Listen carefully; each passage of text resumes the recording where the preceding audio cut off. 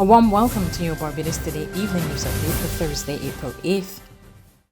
Acting Prime Minister Cynthia Bradshaw is promising to update the nation over the next 48 hours on arrangements to curb the spread of COVID-19.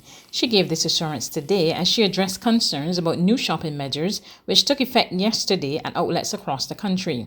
Bradshaw said there are still some concerns and government has been discussing the issues with retailers and the social partnership to make improvements. In discussions with the retailers at a number of the supermarkets across the country, what we've been noticing is that they've been actually having some difficulties in being able to meet a number of the orders, whether online, whether via telephone, or whether via WhatsApp messages. They have been coping, but there are challenges. And as I would have said on Tuesday, there were obviously a backup of orders that many of them would have had, which is now added to the additional burden of persons being able to order through the respective mediums. As a consequence, over the course of the last 24 hours, we've continued our discussions with the retailers. We've put forward some suggestions. They've also made some recommendations. Those discussions are continuing. And I want to give you the assurance that within the course of the next 48 hours, certainly at the earliest by Saturday, the intention is to speak to the country so that you can make preparations both as shoppers and also retailers to know what will happen in the course of the next few days and next few weeks. Today, there were extended hours at post offices to allow citizens to conduct their business, and Bradshaw also announced that banks had agreed to allow customers to make deposits. The acting Prime Minister appealed to Barbadians to work with the government to help return the country to normalcy. We understand at this time the difficulty that Barbadians are enduring as a result of the changes that have been made. We understand that this is a very fluid situation. There's no perfect solution, but I want to assure you that we're continuing to work together with all of the stakeholders to be able to find solutions to the problems. Barbadians, I ask you to just be patient, work with us, be respectful as you have been thus far of the police, of the authorities, and simply to be patient because we are in this together, and the only way that we're going to be able to find the solutions to the challenges that lie ahead is if we recognize where we are and what it is that together as a nation we all have to do to be able to get back on track. In other news this Thursday, health authorities report 3 new COVID-19 cases. However, an additional 3 patients have recovered from the virus. In today's daily update, the Ministry of Health and Wellness said there are 66 confirmed cases. That includes 34 females and 32 males ranging from age 7 to 95. The number of recovered patients now stands at 11, up from 8 reported on Wednesday. Barbados has so far recorded 3 deaths and 52 people remain in isolation. Meanwhile, Chief Medical Officer Dr. Anton Best advised Barbadians to look out for 2 additional symptoms of COVID-19. These include the loss of taste and or smell. He said the decision was taken in light of emerging evidence both locally and internationally. The common symptoms previously identified are fever, sore throat, difficulty breathing, and cough. Some 209 foreign nationals left the island this evening on the final of 2 repatriation flights to Germany from the Caribbean.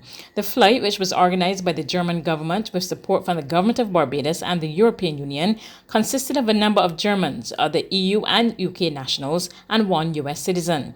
Several of the travelers told Barbados Today they were pleased to be heading home, but they had high praise for Barbados' COVID-19 response. We were supposed to leave on the 4th of March to go back to Italy.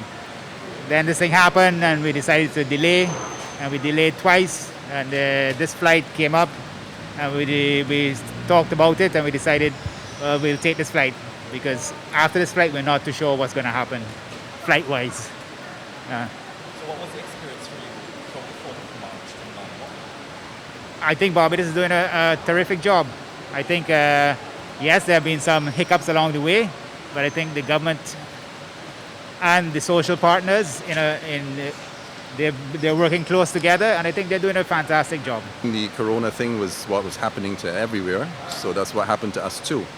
And there was a lot of stress that you would normally not have. So it's actually first time we are happy to leave Barbados, just to get home to Hamburg and back to work and everything.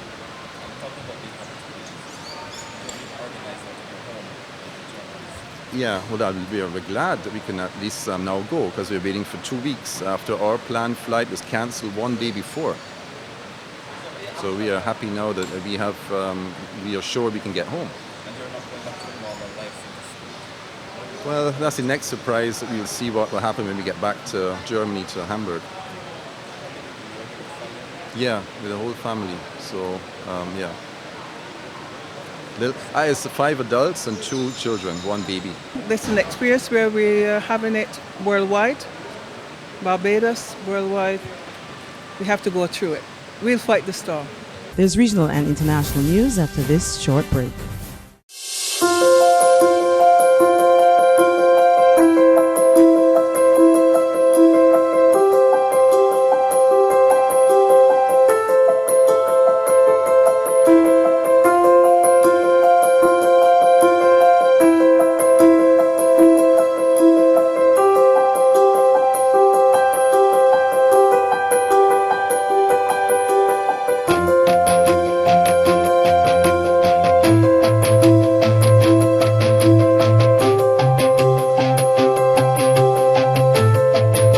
Barbados Today, news you can trust.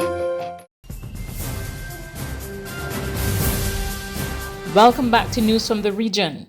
The Guyana Elections Commission today tabled a plan that proposes it could take 155 days to recount votes cast in the March 2 election, but one opposition commissioner voices strong objections. More in this report from Handel Duncan of HGP TV News. PPP-appointed Commissioner Robson Ben believes that plan cannot work. The CEO is suggesting that he was guided or given information to arrive at that number.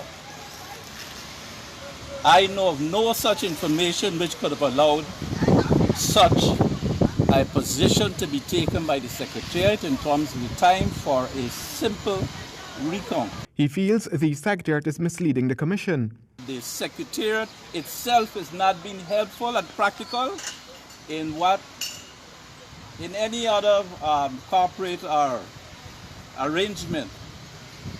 Would be simple advice or guidance to come up with practical solution based on the environment, based on the situation in which the Commission finds itself. The reasons being given are not practical, according to Ben. However, according to Vincent Alexander, government-appointed commissioner, the plan which was preferred by the CEO is still under discussion. I will defer to any explanation at this time. The CEO has brought a plan. The plan is under discussion. Commissioner Gonraj has asked for time to study and to rework the plan.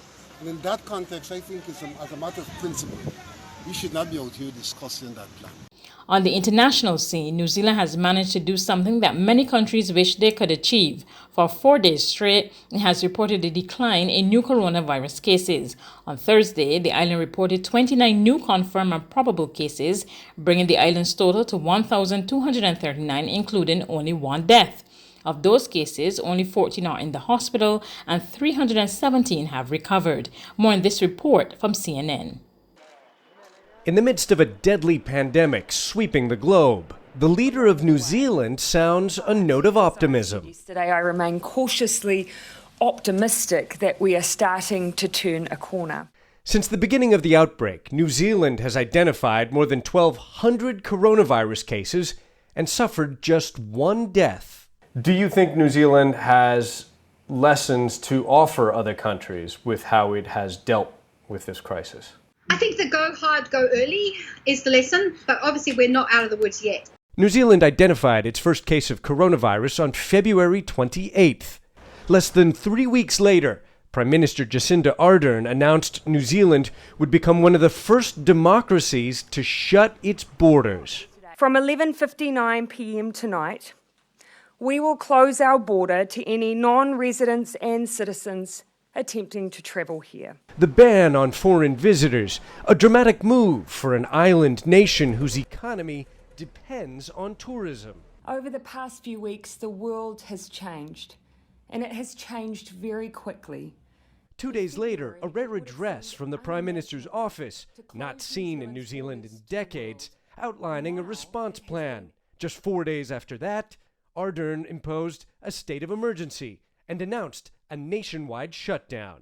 That's news, but for the very latest, visit our website at www.barbadostoday.bb.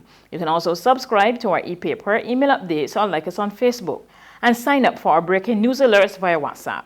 We're also on Izumi Media and bus terminals, as well as Screenplay at supermarkets and gas stations near you. You can also hear us on Mix 96.9 FM and Capital Media HD 99.3 FM.